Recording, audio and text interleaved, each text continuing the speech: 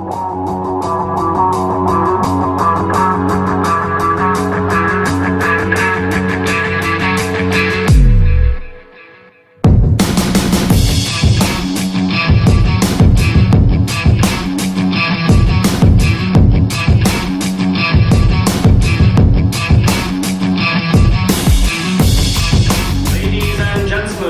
welcome your compere for this evening, Mateusz Jurczyński! Oh my goodness, this is practically not working at all. Welcome to County Comedy Club Week 14 of 2015! Are we ready to have some fun? Yeah. Well, before the fun comes, before those people storm the stage and make me irrelevant, it's my job to talk to you, because I'm the host, mine is the power, I'm what people in the hood call your guy. So if you want to talk to someone, talk to me. If you want to complain about someone, complain to me. If you want to tell me I'm lovely, tell it to me definitely. But obviously, as you know, the host, the compare, and as your guy, I want to get to know you, and you should get to know me. Because let's be honest, there's nothing more awkward than showing up on a party where you don't know the host. Because like you just sort of shuffle around awkwardly, and then like you want to know where is the bathroom or something, and you approach the host, and you're like, sorry, where is the toilet? I'm not letting a stranger shit in my house. It's a very popular policy that people have, and it kind of makes sense. For example, sir, what's your name, sir? Jim. Jim, hello Jim. Would you let a stranger shit in your house? Maybe if he was in pain. A very medical point of view. Do you study medicine? Yeah. What do you study? Philosophy and linguistics. The philosophy of poo, and when will you let strangers shit in our houses? That's like your PhD thesis right there. But yeah, anyway, so for you to get to know me, hello, I'm Mateusz. For you to get to know something about this place, toilets are over there. And yeah, welcome to all of you, first timers and regulars. Do we have any regulars in? A couple. I didn't manage to locate a single one though. So I'll just point to a random person. Hello. Hi, what's your name, sir? Alex. Alex, hi Alex. Are you here for the first time or here for longer? I'm a regular. You're a regular, very good. Have you been here 2 weeks ago? Yeah. Yeah, so we've got to talk about New Year's resolutions and stuff. So here's what I'm interested in. What's your failed New Year's resolution?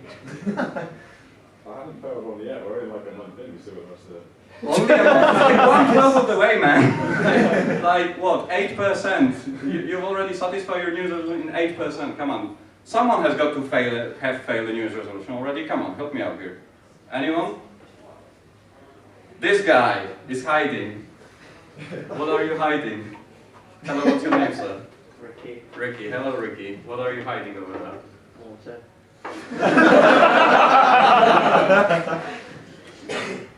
Is it water though? Maybe. So what are your New Year's resolutions? What are the failed ones? There's a list. And that's the failure, that there's a list. Your New Year's resolution was to have only one failed New Year's resolution. Failed by having more. Okay, well, there you go then. Good luck on failing all of them. Like, once you fail all of them, then you can basically say you only failed one, which was not to fail on any. Mathematics, sorry. Okay. Any more failed New Year's resolution? Maybe let's ask a lady. Hello, what's your name, sorry? I'm Colley. Polly. Hi Polly, nice to meet you. Any New Year's resolution you'd like to tell us about?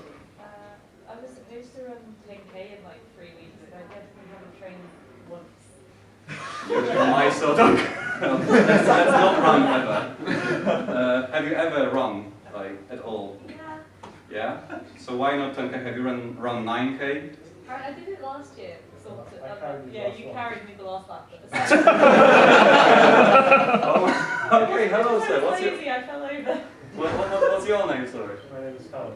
Callum. Hello Callum. So you run basically 15k. I ran with her, and then she fell over, and I carried her the last bit. So. Oh my goodness. Round of applause for Callum.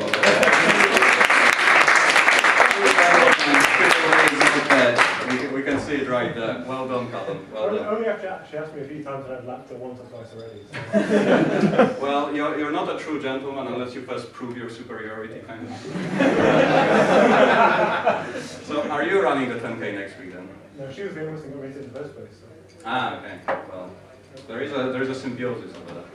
Well, anyway, I don't actually make New Year's resolutions myself, and that's for a very simple reason, that I consider January the 1st to be just an arbitrary point of time in an approximate calendar riddled with human error. So, you could say that it's just an excuse, so that I never have to better myself, and I can just stay the old me with all my flaws and all my self-derogatory jokes. And you'd be absolutely right. But actually, since it's the beginning of February, we're closer to a different date than to New Year's actually. We're close to Valentine's Day. Yay! A day of absolute horror if you're single, and still pretty stressful if you're in a relationship. Do we have anyone here with any plans for Valentine's? Single or otherwise? Vagina monologues. Vagina monologues! There we go. Polly is on the... Are you performing or just... Yeah. Oh, you're actually performing. Awesome. Are you gonna do the O face on stage? That's the one thing I know about vagina monologue. It features this sort of scene. I'm sorry. So that, are you going? Okay. Are you going with Callum then? Or? Ah, awesome. Any other plans for Valentine's Day? Come on, all of us here who are single need ideas. Lord of the Rings marathon. Lord of the Rings marathon. That's my sort of person. Well done, well done. And Hobbit as well, or does Hobbit not count? It's not the true thing, is it? You can just see Peter Jackson crying. What's that? It's the extended edition to the Lord of the Rings. It literally takes 24 hours, doesn't it? Yeah. Well, okay. Any other ideas? Come on, one more. Give me one. Third time to charm. Come on. Someone from the back. You, James, over there. What's your name?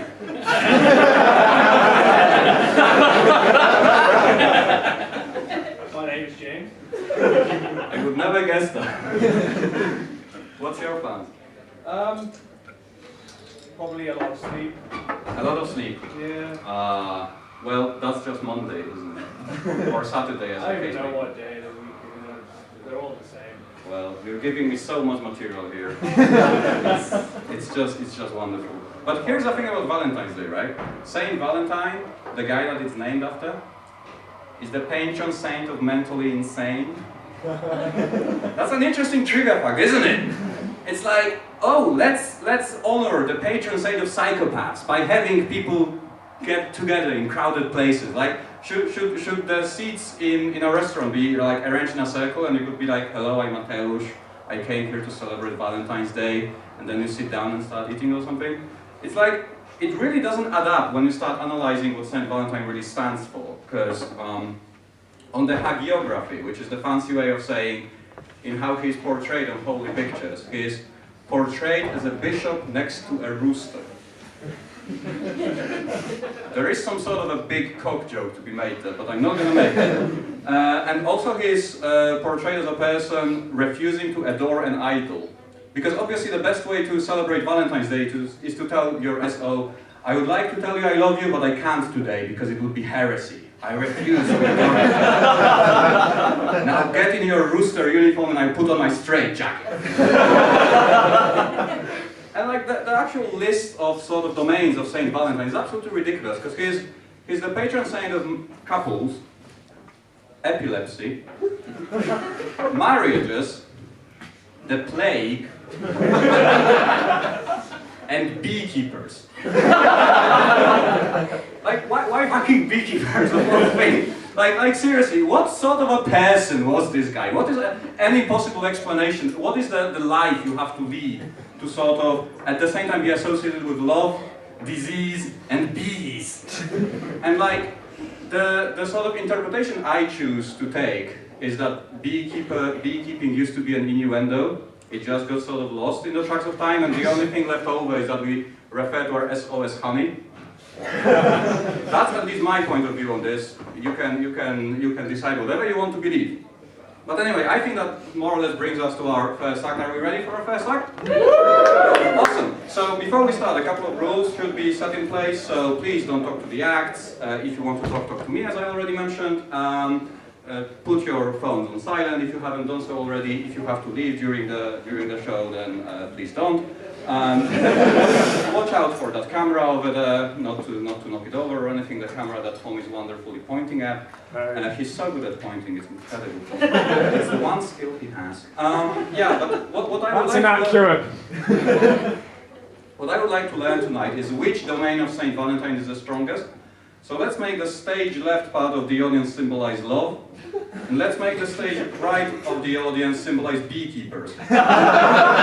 Basically, whichever half cheers louder, that domain is stronger. So, are we ready to determine once and for all what Saint Valentine stands for?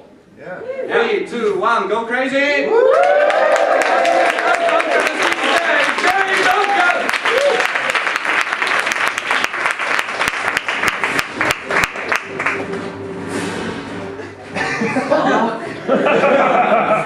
I'm not that good. Right, I'm going to warn you up front that I'm operating on 3 hours sleep and what I'm pretty sure is food poisoning. So either way, you're getting a show. Hello, Lancaster. How are we? Good. That is nice to hear. Are we enjoying February? No, it's a confusing month, isn't it? It's a confusing month. It was hot today, and it wasn't hot, but I think it was hot yesterday, but it hasn't been hot for a while. And I had some sweet snow-based material to do here, and it's all gone out the window. It's warm. I blame God, probably. I'll sue him, that's what I'll do. Winter is cold. Basic rule. We're moving from winter, aren't we? It's the end of February, we're moving from winter to spring. The shittest season. Because I mean, like, winter, you've got lovely snow. Summer, you've got like the lovely hot sun.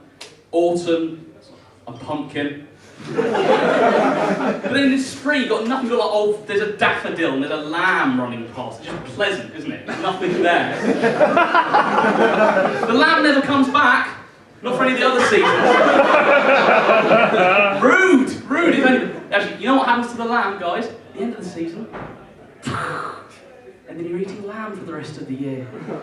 Not for the rest of the year, that implies some kind of horrible famine. Anyway, I thought I'd probably introduce myself properly. My name's Dave Duncan. I'm from a little town near Croydon. Have we heard of Croydon?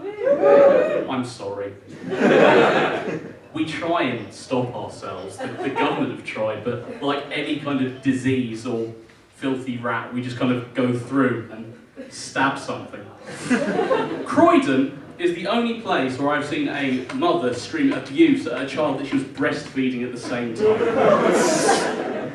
It was oddly wonderful to watch. She like had the baby and it had a cigarette on the go, and the world's loudest dog screamed forever. She had a baby, she had the cigarette, and had a mobile phone. She like her dexterity was great, but she was just sat there going, "I don't care if he's in a wheelchair. If I see him again, I'll punch him in the face. Shut up! Feed better." The child couldn't respond. His mouth was full. Croydon is the only place where I've seen an old woman scream abuse at teenagers that weren't even trying to mug her. They were just walking a bit slowly and she went, "Ah, fuck off." And they went, "Fuck, Gran's got guns." She might have, didn't know if she had a gun. It's weird, I don't like seeing old people swear. That's a horrible thing. You don't associate old people with swear words. You just kind of assume that like they grew up without them, and then in like the 1980s the word dick was invented, and everything went to shit. Like, yeah, I don't like that. My parents have never sworn in front of me in like the 21 years that I've been alive. They just say sugar. Like, oh, sugar. Sugar clearly means shit. Yeah? Let's not kid ourselves here. But like, I don't know why they've chosen sugar. I mean, it vaguely sounds similar, but then they're not similar. Sugar and shit. I mean, I hope not. I've not done a taste test. My dad says sugar. He still says it, even though I'm 21. He managed to cut himself in the kitchen doing some cooking. I went, "Oh, sugar." And I went, "Are you going to express your feelings properly?" Sugar. Right, are you going to just keep saying that? Sugar. And I didn't help him at all. I sat there and watched this, so I could tell all of you. He lost that thumb. Anyway, I've been trying to, improve myself as a person. I'm trying to, become a better grown up. So I thought about doing some exercise. Thought about it. Didn't do it. used to go to the gym back when, until I went to the gym on Valentine's Day about 2 years ago, and walked into the gym on Valentine's Day, saw all the single men on their little, don't know what those are, like elliptical machines. I'll go with that. And if I was to describe what a gym on Valentine's Day is like, basically it was like a suicide holding pen. Just all these men going, oh, this is it. This is my whole day. Got a ready meal in the fridge. Then I'll hang myself. We'll all do it, right, lads? Put Die Hard on. I'll go out with a bang. I'm trying to better myself. Been trying. I gave up drinking. That's what's happened to me. People are horrified. People get horrified by that as a university student. I've given up drinking. They're like, no, go be sick on a stranger. Go piss on a police horse. That's the kind of thing you do when you're young. But I just can't do it. I've just stopped doing it. And for no real reason, I just decided not to do it. But people always seem to like really pry, especially with drinking. Like, oh, why'd you give up drinking? Something bad. I just don't really feel like it. Yeah, but come on. Police horse? No. Yeah. They don't do that with any other addiction. They don't go, oh, you loved heroin. Cocaine was your thing. Why did you stop doing MDMA? Because I can see time. But now you go. I go out with my friends, and they all drink, and I'm just sat there at the bar with my Diet Coke, and they're all drinking. I've got my Diet Coke, and then I see that everyone else has got their beer and not a Diet Coke. So I look over, just around, and there's just one other person sitting down with a Diet Coke, and then you go over and say, "Hi, have you got a Diet Coke too? Is this what your life is, a Diet Coke?" And you're like, "Yeah, okay, well, let's leave this place, us with our Diet Cokes, and go to the sober person's treehouse. Apart from all of us, we can drink our Diet Cokes in peace. Just Diet Cokes and bottled water as far as the eye could see. Yeah, there's still a drunk in the corner. It's a pub. But yeah, that was real and actually happened. I'm just trying to. I'm trying to improve myself. I've been trying to get more political. Yeah, guys. Yeah. Fight the power. Up the feds. Is that the right one? Yes. But what's not been what's been annoying me recently is because it's register to vote day today, isn't it? Yeah, I've done it. I'm cool. But what I don't like is this little voting cow that's been on Alexandra Square. There's this big ceramic cow called the voting cow, and it's just there, and it's big and ceramic, and round it there's just a message that says, "I've registered." That's my cow voice. You need to be on board. "I've registered. What's your excuse?" Well, voting cow, I feel that if you, a ceramic cow, can have a vote, then maybe they don't matter as much as they thought they did. Oh yeah, no, we won the election. Oh great, who voted for you? Oh yeah, a bunch of politically active teens. And a ceramic cow. Oh okay, all your votes are invalid now. You lose the election. Who's going to be Prime Minister? The cow, clearly. Somehow it can move and think. I'm going to leave you today, Lancaster, with, I've moaned a bit, but I'm going to leave you with something that I really love. Yeah, something that I love. A tone that I find very interesting, that I think is one of the greatest things that humanity's ever produced. Not Ulysses, not the Lord of the Rings.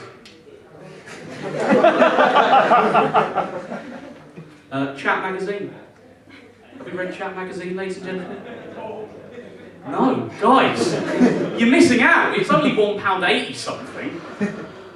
Right, so Chat magazine is one of these lifestyle magazines, right? Yeah, where there are two types of stories in Chat magazine. They're either banal shit that no one cares about, or a grisly murder. No middle ground. It's either, oh, I baked a cake, or my wife stabbed me in the leg. That's it, you flip through, it's murder, murder, murder. Crossword. Crossword about murder. But the best bit about Chat Magazine, ladies and gentlemen, is the horoscope section, which is beautiful and magical in all the right ways.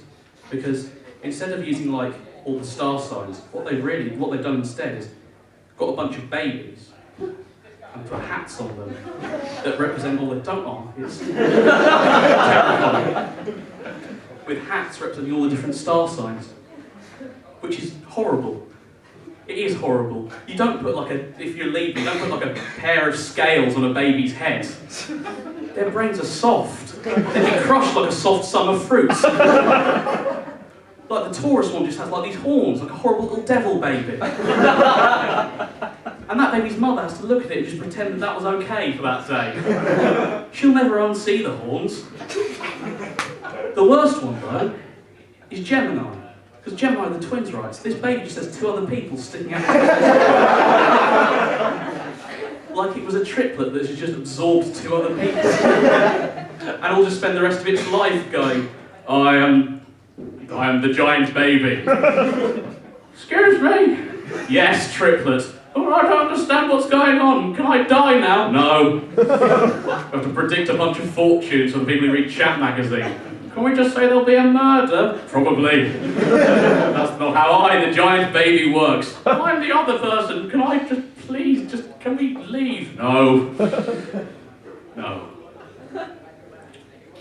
I've not read Chat Magazine in a while. I hope they've included that bit. But while I try and understand it, I can't understand it, but you know what I'll do instead? I'll ask the voting cow about it. She seems very, very smart. I've been Dave Duncan. That's the end of this bit. Bye.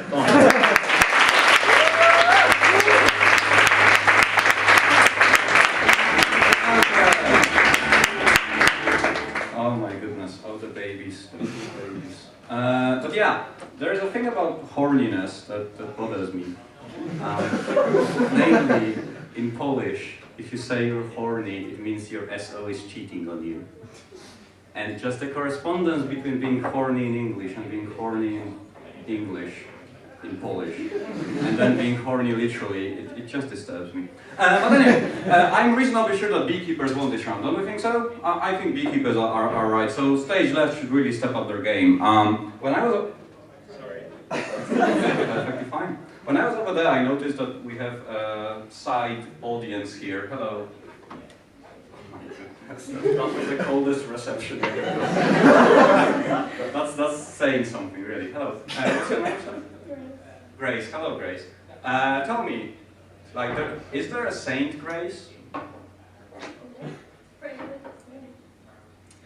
Well, there is a Holy Grace, the heavenly grace and stuff, but I don't think there's a Saint Grace. Do you know any saints aside from Saint Valentine? No. No? None at all? None at all? Well, here is one for you. There is a Saint Clare whose claim to saintiness is basically that once she couldn't make a service in a church. So she lay down on a bed in her room, and a miracle happened in that the service appeared on her wall and she could watch it. That sounds like the shittiest student excuse for missing a lecture. I haven't actually missed the lecture, it appeared on the wall. By this reasoning, half of this university are saints. And you know, the thing is, Saint Clare, she's not the patron saint of students. She's not the patron saint of LSD or other hallucinogenics. She's the patron saint of television. What? That's not how it works. I'm reasonably sure that when a person developed television, they weren't thinking, oh, let's give an excuse to all these students and have weird visions appearing on the wall. I'm reasonably sure they had some other ideas, possibly involving traveling photons and actual physics. But, well, there you go, that's one saint for you. There is another saint, which you all know, Saint Nicholas, or as you know him, Santa Claus. He's the patron saint of prostitutes. I am not joking, this is all true. His claim to saintliness is that he learned about 3 poor girls who had to become prostitutes to sustain themselves or whatever. So he grabbed 3 bags of gold and threw them through the chimney, and they landed in the boots of those girls. That puts a new spin on all the Christmas present you've gotten, doesn't it? Your Christmas stockings are what separates you from a career.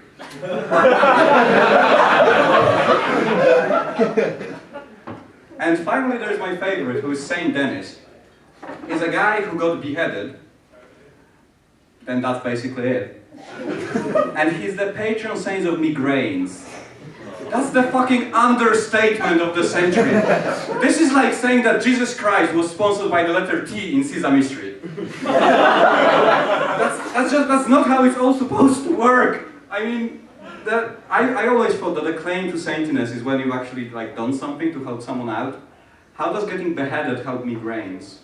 Like, I'm reasonably sure that when you have a migraine, the only thing you want to see is a guillotine and like just end this. But that shouldn't make you a saint. That shouldn't, you know, give you plus points in the big guy book. That just shouldn't happen. But yeah, patron saints. There is also a question: who is the best patron saint? Because Christianity is fundamentally a monotheistic religion, so there should be, you know, one top dog. So basically, my question is: who is better? The patron saint of television who was too lazy to visit a church? Or the patron saint of migraines who got beheaded for a random event? So, as I introduce my next act, I would like to make this side of the audience the television, and this side of the audience the migraines. And again, we'll see who emerges on top. So, are you ready for this? Let's get it going. Come on.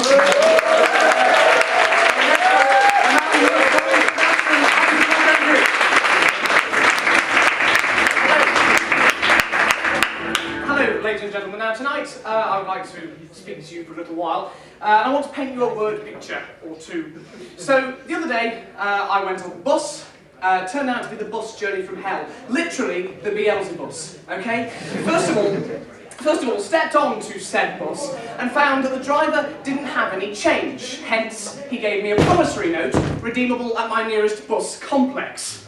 Secondly, walked up the aisle to find that half of the members of the band Stomp were present and seemed to be mid-rehearsal. Thirdly, well, the bus broke down halfway through the journey, and the rest of us, well, we had to get off and push it to its final destination. Now, the driver in this situation really performed the role of performing monkey, simply steering every so often to avoid the odd pedestrian.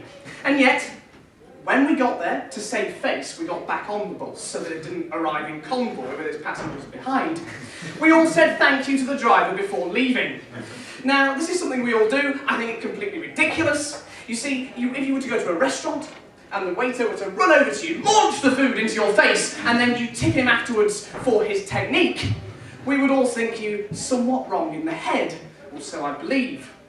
But this sort of politeness, I do the same thing in shopping centres, okay? So the other day, I went shopping. I've gone looking for the new iPad in Tesco.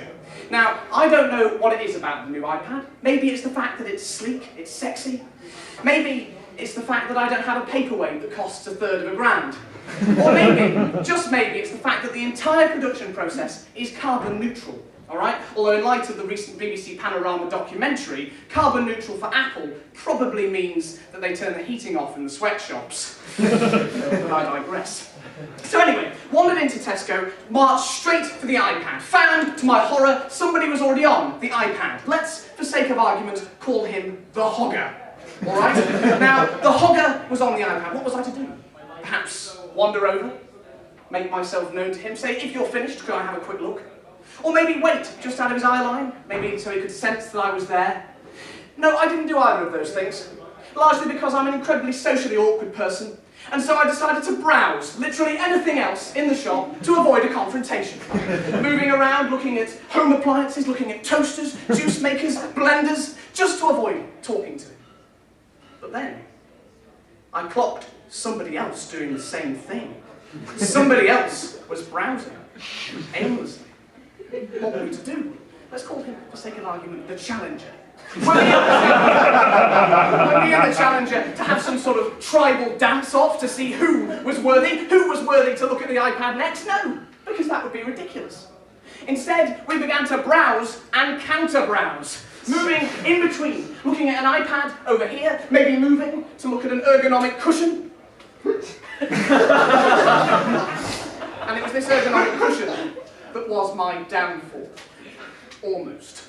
The hogger decided to leave the iPad. The challenger saw the hogger leave the iPad. He looked at me, looked at the iPad, looked at me, looked at the iPad, and began to move for the iPad. Suddenly, I had to sprint down the aisle, moving anything out of my way that was in my way. Out of the way, child! Out of the way, granny! She performed a somersault that she would have last done at the 1936 Berlin Olympics. Moribinds showered the floor as she fell to the ground. But I was triumphant. Smugly lifted the tablet. The anti-theft device went off, pronouncing me a thief to all who were watching. Not that many were watching, they were too busy filming a crippled geriatric. And I found, as I looked at the havoc I had wrought on my local branch of Tesco, that the hogger had in fact been looking at a Samsung Galaxy tab, and the iPad had been free all along. Hashtag facepalm, ladies and gentlemen. I think you'll agree. Anyway, I do rather enjoy shopping, actually. I don't mind it. And on one occasion, decided to go to a camping shop. Now, while I was walking around, I noticed a pocket-sized thing of, there's no easy way to tell you, bear repellent. Bear repellent for repelling bears. You get the general idea. Now, my initial reaction was not as the manufacturer may have intended. It wasn't to stand there and think, oh, that'll come in handy in the lakes. Because if you were to find a bear in the lakes, you'd probably think of something more than, oh gosh, where's my pocket repellent? You wouldn't think that, ladies and gentlemen, I know you wouldn't. But the thing is, it gets worse than that. Because the repellent in question only works within 3 feet. Yeah, exactly, completely pointless. 3 feet. Now, by the time the bear is within 3 feet, you're going to be far better off using a mild aphrodisiac and having a colleague dressed as a lady bear. Catch my drift. Completely pointless and utterly infantile. I mean, I bought one just in case. And, do you see any bears? I rest my case, people of Manchester. Now, one thing I sort of find myself thinking with increasing frequency these days is that our world is becoming ever more about sex. I mean, don't share this around, just between you and me. I do like to experiment from time to time in the bedroom, although when I do it, I'm more talking about an exciting new shade of scatter cushion rather than anything else. But one thing I really don't like about our sex-crazed world is lad culture. All right, I think it's first of all disgusting, but second of all, I don't think I'd make a very good lad. Now, central to the issue is the fact that I only have 3 stock dance moves, all right? Which, yes, I'm now going to proceed to show you. The 3 are fixing in a light bulb, okay? That's the first. The second is, oh gosh, a bear's coming, where's my repellent? The third is the ever-popular crying in the corner of the club in the fetal position. Now, not an easy move to pull off, actually, you'd be surprised. It tends to look sad and pathetic when other people do it, but when I do it, it's frankly genius. Now, on one occasion, I did decide that I was going to approach a lady. All right, now I can hear what you're thinking. Andrew, what was your stratagem? Well,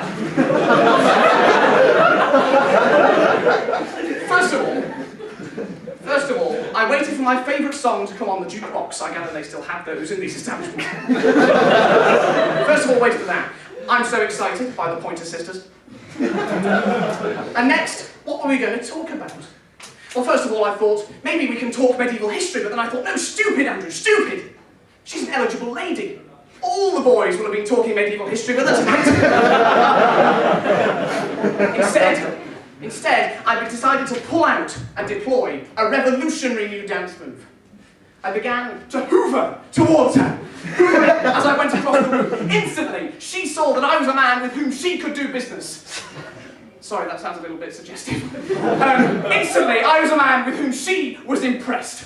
I was the man that had demolished, had destroyed any semblance of gender stereotyping. I was the man, and yet I was doing the hoovering. She obliged me, yes, sure enough, by dusting a little round the sides, and the chemistry was palpable. That isn't until the end of the song. I was a little out of breath, just as I am before you now, and leant nonchalantly on my hoover. She approached slowly, bent down, and did the most soul-crushing thing. She unplugged my Hoover. The international sign of rejection, ladies and gentlemen, I'm sure you'll agree. You may have seen it, you may even have felt it. And I felt it then. It hurt, all right? It hurt. All I could think to say as she walked away was, thank you. 1 foot away, 2 feet away, 3 feet away, and then she was out of the 3-foot radius. I was launched upon by a bear! Because, ladies and gentlemen, if you don't have your repellent, when you go down to the club today, you're sure of a big surprise.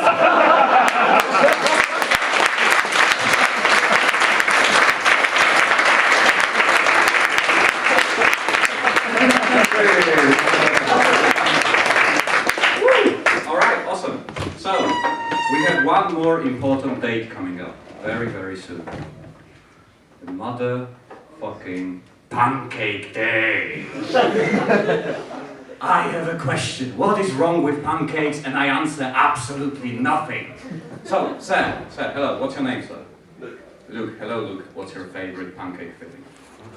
Lemon sugar. Lemon sugar. That's something I need to try. What do you eat pancakes every day? Do you worship pancakes? Do you eat them every day and night? Once a week. That's more often than I do, like. Well done. And you keep in shape, very good. that requires a lot of doing. Well, lemon and sugar has less calories than my usual Nutella bonanza I follow in my Anyway, hello lady. Do you like pancakes? Yes. What's your name? Aurelia. Aurelia? Yeah. Oh really? No one made that joke before. Anywho, so what's your favorite pancake filling? Maple syrup. Just maple syrup. You should add bacon to that. Really? Yeah, nothing isn't improved by adding bacon, which means everything is improved by adding bacon. I'm not sure if that was clear enough. Double negative stuff. Just try it, trust me. I also like to eat pancakes with a Polish cheese, which then I drink from a plate. It's my thing, my thing, all right. Just don't judge me for it. You all would drink cheese if you could, wouldn't you? No. I am alone. All right. So, hello, sir. Do you like pancakes? I do, yes. Good. What's your name, sir? Josh. Josh. Hello, Josh. So, what is your favorite pancake filling? Ice cream, syrup, and sugar. Ice cream syrup. Oh my goodness, that sounds amazing. Wait, I should probably note it down, but maybe I'll remember it. Awesome. So, do you eat pancakes savory at all, ever? Just once a year. And that day is coming up. Yeah. Well done, Josh. Right on the top of the game, I guess. Anyway, so before our final act of the first half, we need to determine what is the top dog of pancakes. So I'm thinking we have people under walls, so you symbolize lemon and sugar from Luke.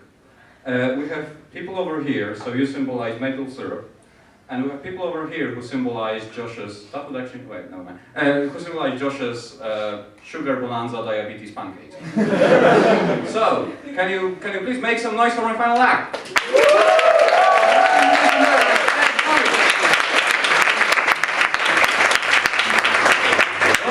How are we doing? Are we good?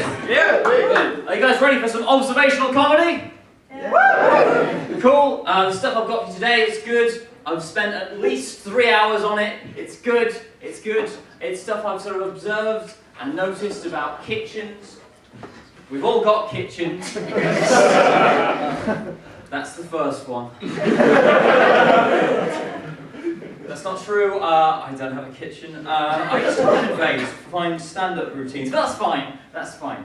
So you guys ready for some observational comedy? It's going to take me to the top. Are you ready for some observational comedy about kitchens? Bread bins? What's the deal with bread bins? Is it a bin you put bread in? I just bought the bread. Why would I put it in a bin? I tell you, sometimes I put pastry in the bread bin. It's not supposed to go there. At least it's not specified to do so. nor is Battenberg. Am I right, fellas?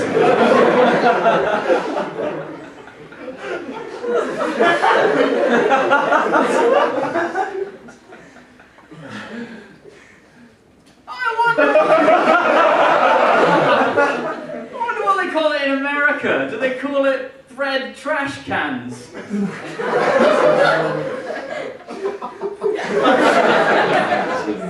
Water bottles? What's the deal with water bottles? Is it a bottle made of water?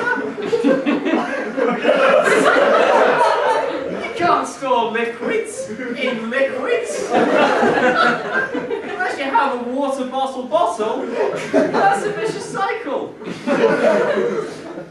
Watergate, am I right? This guy gets it. Soup bowls. Bowls made of soup. Thematically, it's quite similar to water bottles.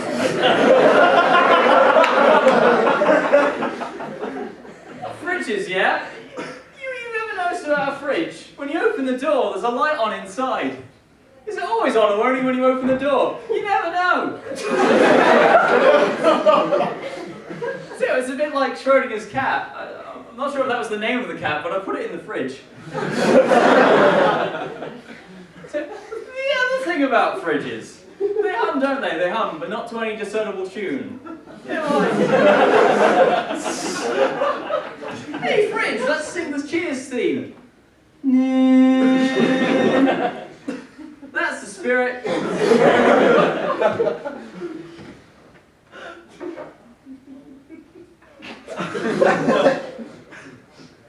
Kitchen counters.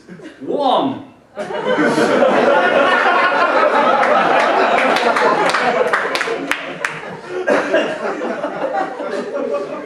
What's the deal with sporks? What's the deal with sporks? Is it some kind of fork-spoon hybrid?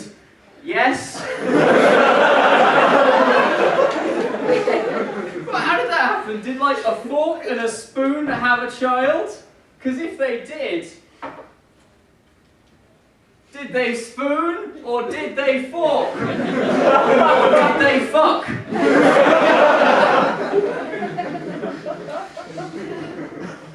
Oven mitts? Not in my country. I'm voting for Oven Obama. 4 more years. 4 more years.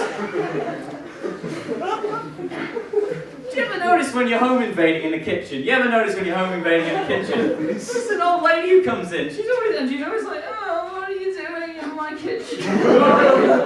Yeah, it's always like, and you have to explain, don't you? You have to explain, don't you, ladies? You have to explain why you're in the kitchen. You're doing your stand-up routine, yeah. And she goes, why is my cat in the fridge? So she phones the police. She phones the police, doesn't she? She phones the police. And you find yourself in front of the police, and they tase you. They tase you, don't they, fellas? They tase you. And you're only being tased by the police. You know, you shit yourself, don't you? You do.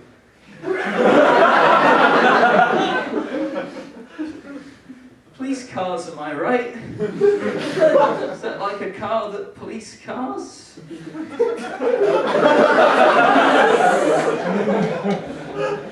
Police sirens? Is that a kind of regulatory system for things that lure sailors to their deaths? No? The thing about police sirens is they never do it to any discernible tune, do they? Never to any discernible tune. Hey, police siren, let's sing the Friends theme. So, you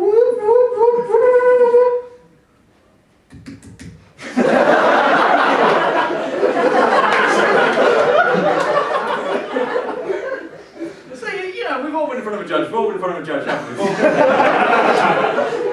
And you tell the judge why you're in the kitchen. You always have to tell him why you're in the kitchen. And he says, well, you've got everything except the kitchen sink.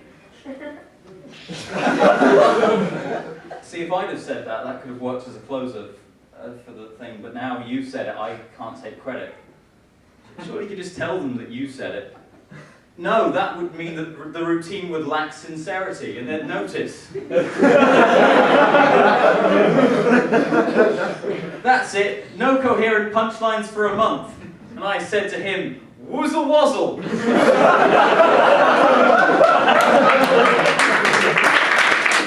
and gentlemen, I'm Colley, and remember, wuzzle wuzzle.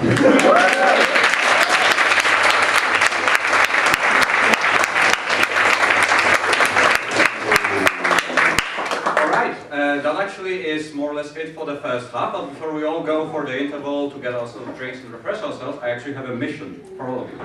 Namely, in the second part we're going to be doing some improv, which is improvisation, which is something that you are basically almost a performer on stage. And what I need you to do is I will leave those pieces of paper on these speakers around here. And also there will be pens, and I would like you to write random lines, anything a person could reasonably say in any given situation. It can be a quote from a movie, it can be anything whatsoever. I would like you to fill all these pieces of paper. We need you for the second half, but for now you have a 20-minute interval. See you in 20 minutes.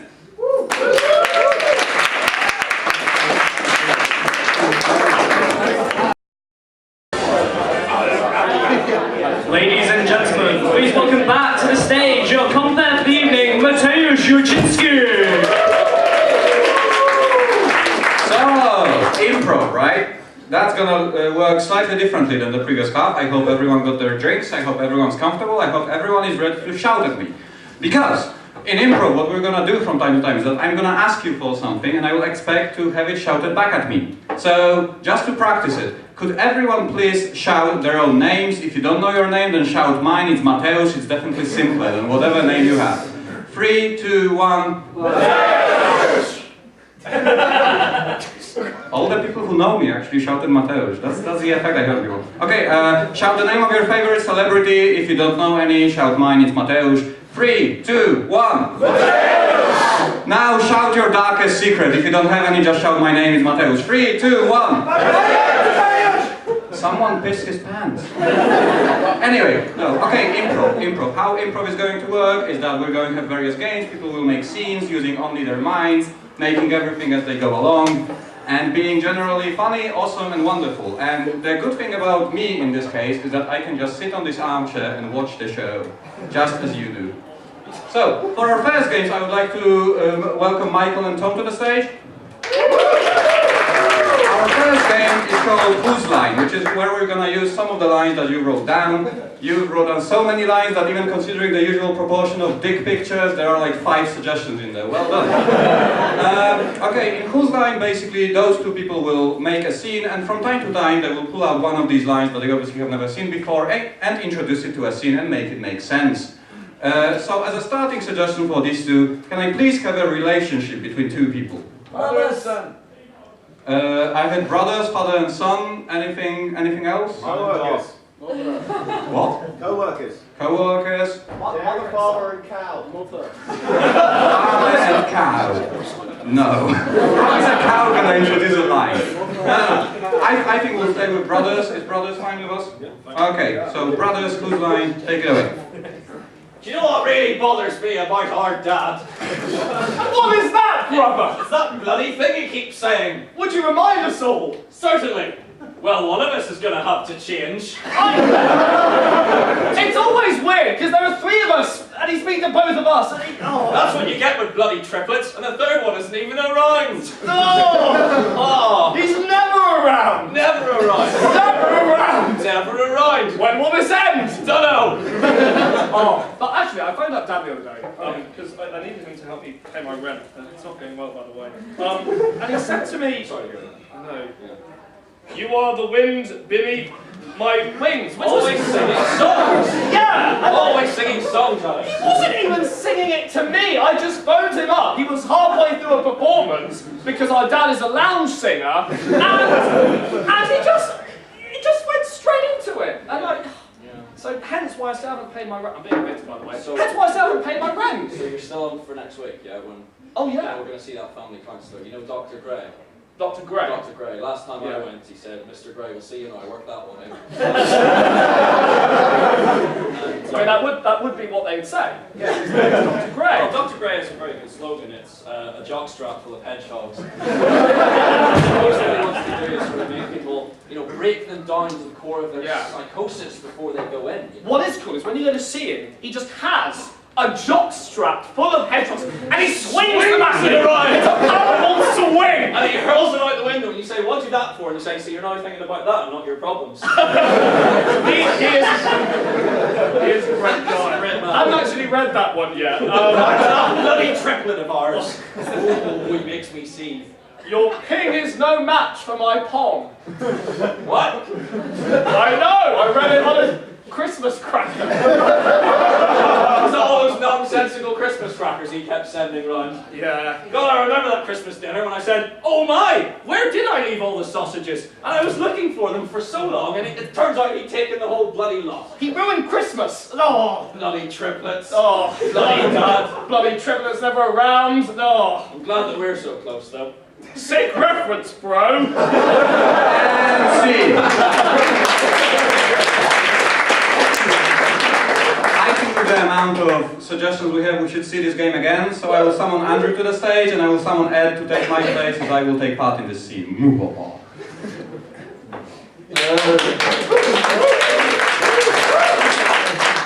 So, can I get an occupation for these two? Farmers. Farmers? Any advances on farmers? Assassins. Assassins? Assassin farmers. Assassin? No, we Comedians! can't. Not today. Sorry. So, you two are assassins, and take it away.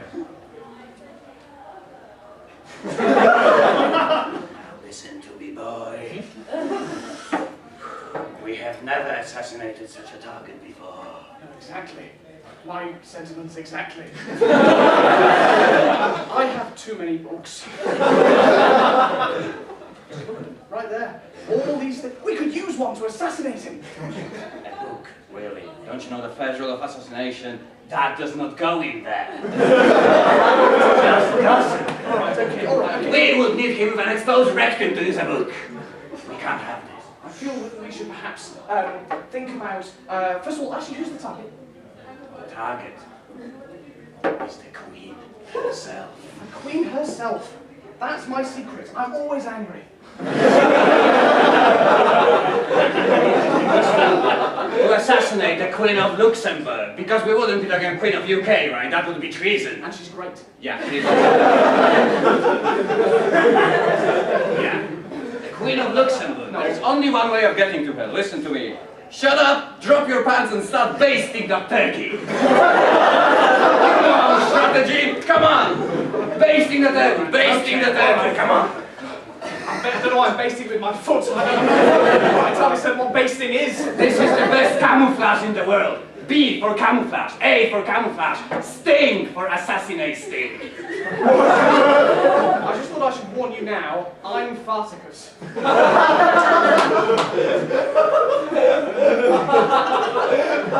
Sorry, I just couldn't hold it in. We could use this. We could just have a meeting in a very room where the air doesn't escape. Oh God, I think it's something like, I wonder if one day that you'll say that you care like a puppet on a string. I think that's the English word for a room where the gas doesn't escape, is it? Yes, do you know your mastery of the language is excellent. Can you do it in Luxembourgese? Mam nadzieję, że uciekniesz z tego szczelnego pokoju bardzo szybko, albowiem gaz nie ucieka stąd.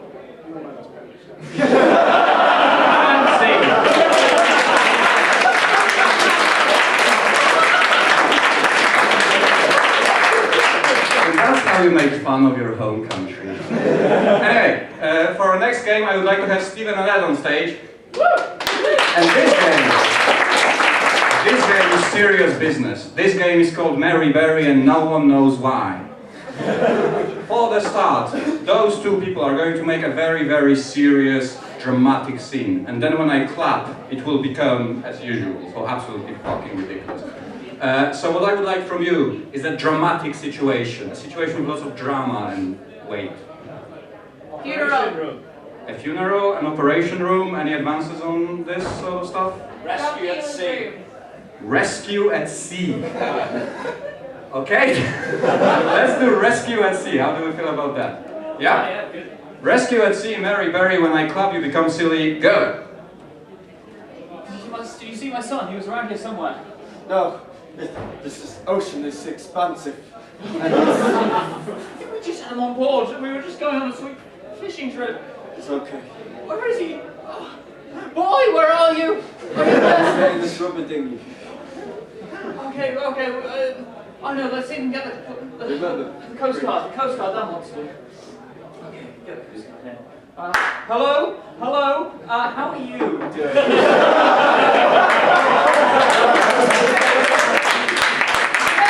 Thanks. You remember Dave from the Christmas party? I'll tell you what. He says that he doesn't know where he is. Oh, Dave! You crazy Dave, what are you playing at? You joker.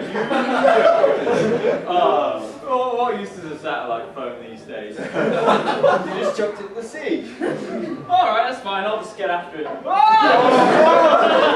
again! I can't access the water, Ed. Oh yes, you're insoluble.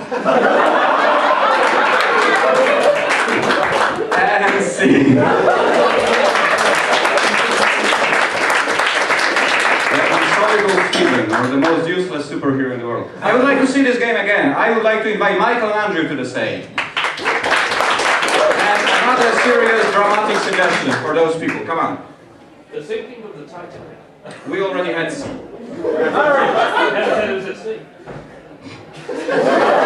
In cheese?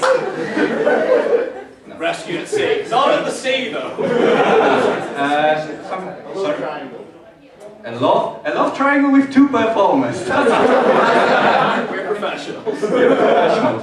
Mary, love triangle, go for it. You just keep hurting me all the time. I'm sorry. I'm sorry, but you know that I'm in love with someone else.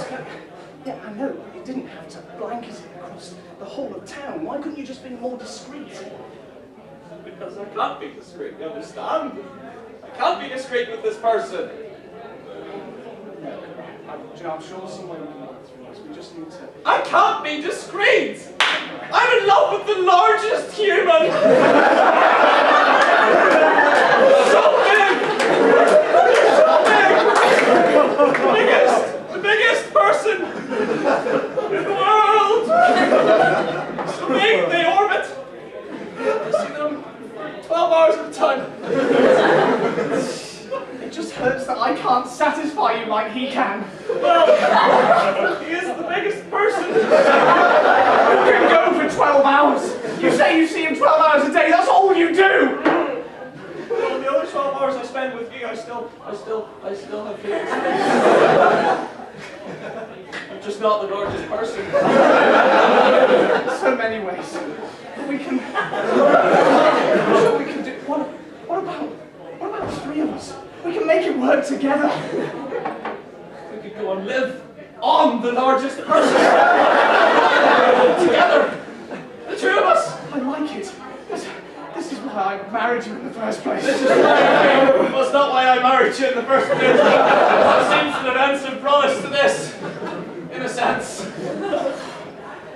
Yeah? It really does. Really does. Right, I'll go and pack. Get ready to go and move into the world's largest person. Well, I've actually already got my toothbrush and stuff on there.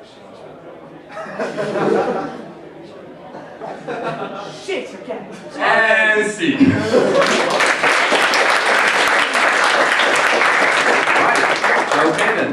So our next game is going to be film director, and the plot of this scene is that three people will perform a scene, and I will be the director introducing ways to improve the scene for them. So first of all, the movie we're making has a particular genre. So could you tell me some genres of movies? Come on. Genres of movies, play anything. Zombies.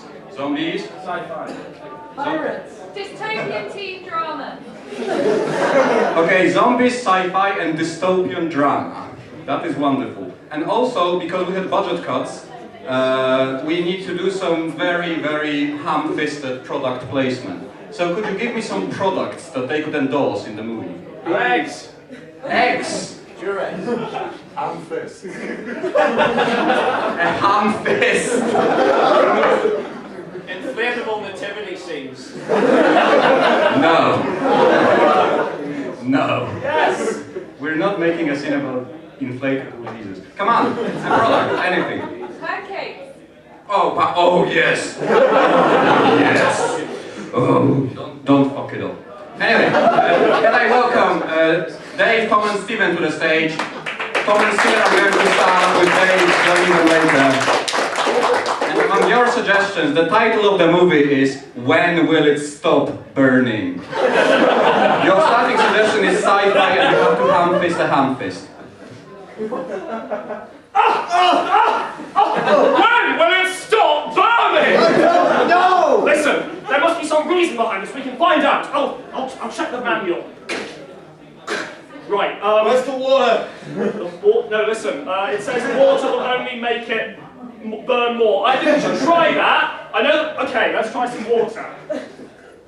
Oh shit! Burning more! I'll tell you what I know. I'll use my handy ham fist. It's only cooking the hams. Eat your own ham fist. Oh look, it's a robot man. Howdy. Hello, robot. You do not have ham fists, but you are a man of metal. Yes, I shall go into the fire. No! Robot! Robot! No! Wait, I'll cradle you in my hands! I wish I had known love. You shall, robot! Zip, zip. And so you shall! No! Zip, zip. No, robot! No! He's gone. And now he's on fire! Okay, cut. This was absolutely horrible. This fire was the coldest fire I have ever seen. There is more fire in the bedroom of your wife. Come on. Don't talk about my wife. Like, you are a director, and I'm here in a professional capacity, but do not bring my private life into this. Well, our private life now. Anyway, I really think the sci-fi angle doesn't work. What I think will work is the dystopian drama. We need some dystopia in here. Dystopia, depression. It was the precious thing to watch you. So this should be easy. And also like ham fist isn't paying us enough. Let's just endorse eggs. Eggs are also Eggs? Okay. Eggs are great. Go. I mean, I don't think this thing's going to stop burning, but to be honest, in a dystopian reality, I'm just proud of the wall. Why won't you save us, big brother? Who's he? I don't know. Oh. I tell you what, I'm a bit peckish, actually. What can I cook on this tasty thing, which we haven't established what it is yet, but this thing that won't stop burning? I know. Hello! I am a sexy teenage robot. He is sexy. Look at his sexy robots. Sure. Yeah. Why not try an egg? Just for what? Sure. Then kiss me a bit. I'll just kiss you.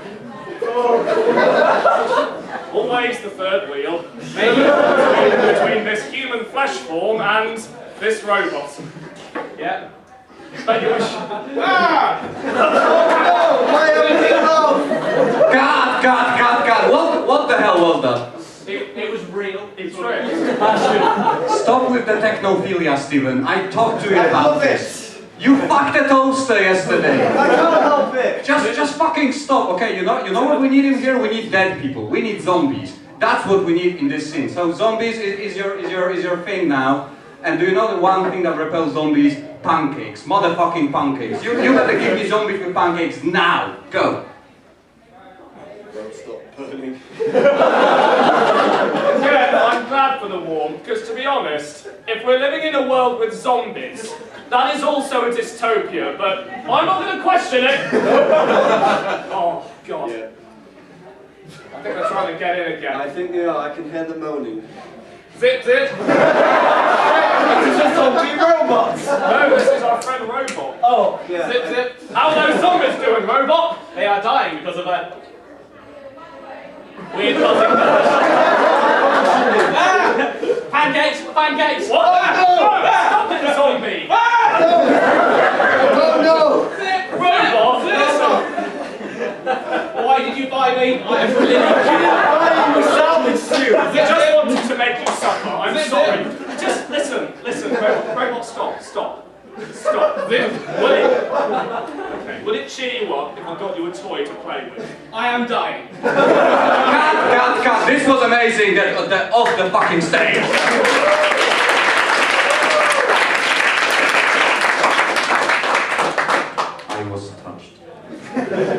Anyway, for my next game, our next game is going to be ABC. ABC is a game where every sentence needs to begin with the next sentence of alphabet. Basically, it's all really simple. Clearly, it's not easy to do. Definitely, our performers will be able to pull it off, though. In any case, can I have Michael and Ed on the stage? So, Michael and Ed, what I need from you is a suggestion of a crisis that these two people are facing. Earthquake. What? Earthquake. Earthquake? Stolen baby. Something less dark than Bees. Bees. Well, bees are very topical, considering it's St. Valentine's Day soon. So, let's go. That's a nice callback. That's a callback to the first half. You may be too drunk to remember. Anyway, can I also have a letter of the alphabet for this? M? Okay, M and B's. M for Mateusz. M, B's, ABC, go!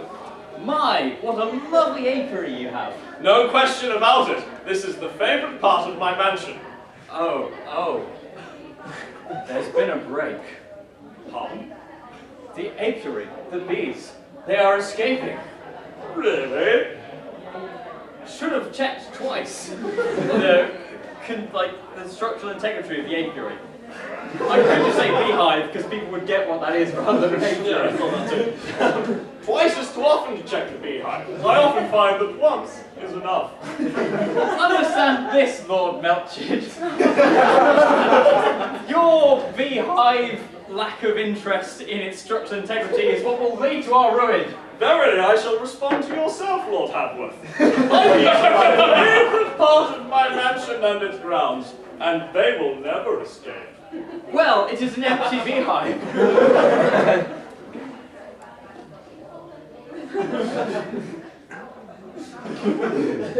A, B, C, D. Xenophobes will agree. Xenophobe will agree that this is a beehive full of bees. You should be prepared then when I pour this beehive on your head. Sounds, I'm sure I will not say when my head is coated with bees. All right, if you're sure. Bastard! Go ahead and do it! Covered in bees you are now. Now don't laugh, I know I was wrong. The bees are clearly escaping from somewhere. Everybody makes mistakes. Fucking hell.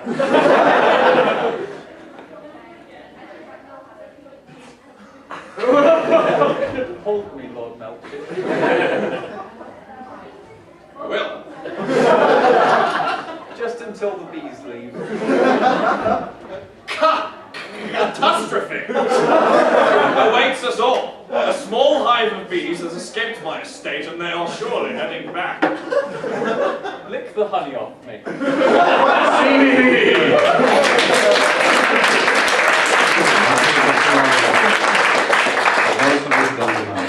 Anyway, our next game is called New Choice, and for this I'm going to ask Steven and Dave on stage. And what is the point of New Choice? Is that at any point, whatever they say in a scene, I can say New Choice and force them to change what they just said. So, Dave, how was your day? It was pretty good. New Choice. Lousy! New Choice. I feel nothing either way. And basically, whenever I end up with something I like, I can stop new choicing, or I can not stop new choicing and just do it for the rest of the night. But for these people, again, we will need a suggestion of a location that those two people can be. Poland. Poland! I love this suggestion. I wonder what's going to happen. Can we also just have a random word to help them get the scene going? Just a random word, anything. Cathedral. Cathedral, Poland are your suggestions. New choice. Take it away. Forgive me, Father, for I have sinned. What is it you have done, my son? Well, I went to Poland. New choice. Well, I went near Poland. And basically raised hell for a couple of days. Drank, smoked. MDMA was quite a big part of it. New drum. Oh, cocaine was my thing. Terrible news, my son. Was it? I thought it was pretty sweet. Yeah, that sounds sweet. Oh, okay, Father. Do actually want to... I do sell cocaine on the side. Of course, I've confessed to you before. So, sorry, let's come out of here. Oh, yeah. Do you want some drugs? Yeah. Oh, there we go, okay. So what kind of drugs do you want? What have you got? Well, I've got uppers, downers, ciders, New choice. daggles, New choice. twirlies, New choice. O's, New choice. highs, New choice. punctures. New choice. Oh, just weed. There you go. To share this weed myself. I feel like you don't understand how to use it, Phil. I'm not, but I am a priest. New choice. I am not a priest. New choice. I went for a shit. Jesus! Well, you're going to be doing a lot more than a shit when you have this dank blunt, Phil. Some good shit. Again, you're literally just holding the bag. What were you doing? Yeah? New way of preparing weed. Well, you might have noticed I've been carrying this brownie mixture around. Yeah? New way of preparing weed. Right. Now, I don't normally do this. Syringe. New way of preparing weed! Right, people say that doing drugs anally is a weird shit. But I think it's the way to go. Please don't do that. But Yeah, I mean, I have got a dirty arse after the shits. I haven't got a dirty arse, so I used the curtain. New choice. I didn't use the curtain, I'm a dirty man. I'm leaving the Catholic faith. I don't care. It's your choice. Bye. And see. Right. So, I think it's more or less time for the final game of the evening, don't you think? Oh. Well done. Our final game is called Let's Make a Date, and for this I'm going to need 4 performers. So it's going to be Tom, Andrew, Dave, and Ed. And this is a guessing game, so the first fun thing we can do is kick Tom out of the room. Woo! Basically what's going to happen is that Tom appears on a dating type show and he tries to choose one of those contestants, asking them questions. But those contestants are horribly weird. So what I would like from you is a suggestions for weird things about these people. So for example, for Dave, can we have an object, please? Starfish. Starfish, a dressing gown, anything else? Flamingo. A flamingo, and an emotion one can feel towards flamingos. Contempt. Contempt. You have contempt. Absolute and utter contempt. Okay, cool. Can we have a celebrity for Ed? John Malkovich. John Malkovich. But there's something strange about John Malkovich other than the fact he's John Malkovich. He's got hair. He's got hair. He's not John Malkovich. No, just no. Come on, something about John Malkovich. He's afraid of the floor.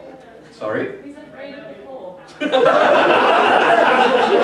are John Malkovich who is afraid of the floor. And finally for Andrew, just give me some weird shit. Just something. I had surgery, so it looks like a chicken. You got surgery so he looks like a chicken. Yeah. So you got surgery so you look like a chicken. Now, we need to summon Tom back. His surname is Clements, so I propose we just start chanting Clements until he comes back. 3, 2, 1. Clements, Clements, Clements, Clements, Clements, Clements. Here he comes! Our wonderful... welcome to our wonderful dating show. How do you feel tonight? Fine. Fine, awesome. We have 3 beautiful contestants for you. You're taking home 1, I take home the other 2. You're a brave man. Yeah. Do you have your questions ready? Yep. Yeah? Awesome. Wonderful. So, what's your first question? Hi, my name's Tom. This is to all the contestants. Contestant 1 first. Where would you take me on our first date? Not to the safari. Arrogant. You know what I like? I like standing on both legs, like a normal person. Okay. Contestant number 2. Hi. I'd take you skydiving. We'd live in the sky. Yeah.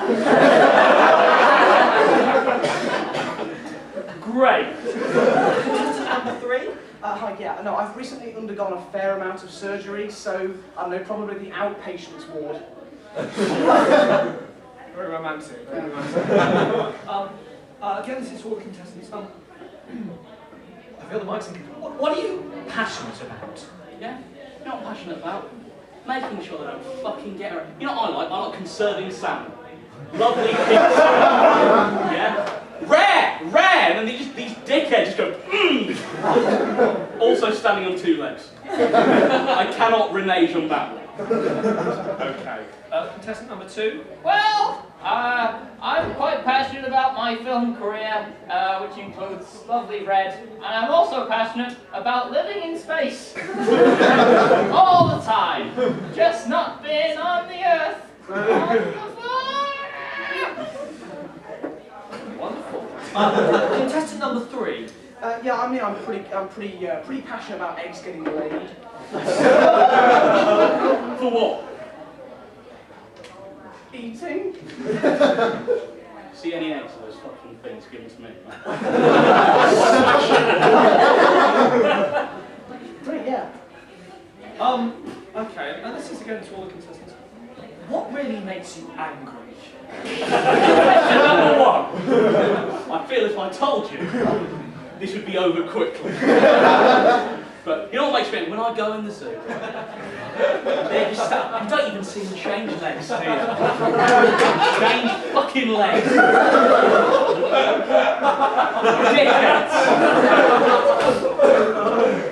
So you're not supposed to see the... No, I don't. Contestant number 2. Well, my 2 biggest hates is the fact that I can't grow a decent head of hair, and it's everywhere! It's everywhere!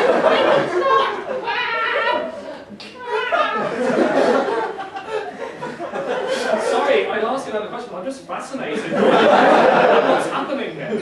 Curse you, gravity! Contestant number 3. Bigotry. That's what I hate. I mean, sometimes I'll just be walking along the street, maybe pecking at it a bit, and people are just so rude, so mean. It's terrible. They even try and look at my cleavage. Awful. We've had some horrible stories too. Our thoughts extend. Oh, hang on. Does that mean no one contestant now? No. They're separate. They're as separate as they can be. Tell me, before you choose your date for the night, what is contestant number 1? What is it about him that makes him so special? Yeah, personal space. That's right, contestant number 2. Anyway, does he... I have no moment. Does he hate bears? Bears? Those one-legged bears. That's in the woods. Bears eat salmon? Literally everything else he said. To be honest with you, I was pretty set on bears. Just not bad. Flamingos. There we go. Okay, Miss Rosen. What about contestant number 2? Who is he? I know he's some kind of actor, but I have no idea. But who's he being?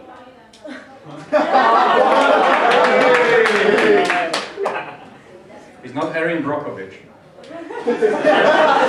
So I assume he's not Julia Roberts then. These are just words to me, essentially. I don't know. Well, but what was it about him? He was in the air, he was scared of the ground. Yeah, and actually, whatever he was, John Malkovich. Oh, yeah. As you can tell, my classic impersonation. it is well known and respected. spot on. And now, what about Andrew? What was it with him? Had he been turned into a chicken? Hey! That was really good. Now, ladies and gentlemen, this is everything we had prepared for you tonight. One. What? I didn't pick one. I don't fucking care. Pick one now. Come on, do Dave, it. I feel your mutual contention. Awesome. I'm going to go with Ed and Andy tonight, which is great. They are the best. Okay, thank you very much, my performers. We're going now. Yeah, go away. No, let's thank our performers. I'm going to start at saying, this is everything we had prepared for you tonight. If you like what we're doing, show up to a Friday's meeting, participate. We are doing an Edinburgh sketch show. It's all very exciting. We're doing sketch shows, stand-up, improv, everything. Also, there will be a donation bucket for the Vagina Monologues collected by lovely Polly, I believe. So this is a very worthwhile cause. If you can, then please drop in. And also, at least 2 members of us are participating in tomorrow's activities showcase, which is literally over there in Great Hall. If you have time on Friday at 7 p.m, please come around, show your support. You've been a wonderful audience. Let's thank our performers again. Thank you.